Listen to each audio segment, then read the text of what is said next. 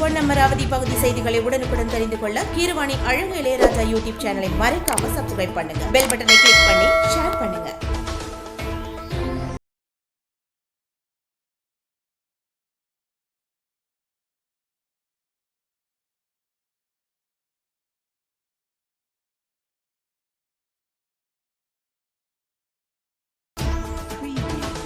பொன்னமராவதி அருகே அம்மங்குறிச்சியில் தண்ணீரில்லா விவசாய கிணற்றில் கிடந்த 8 அடி நீளமுள்ள மலைப்பாம்பு தீயணைப்புத்துறையினரால் உயிருடன் பத்திரமாக மீட்டு வனத்துறையினரால் ஒப்படைக்கப்பட்டது.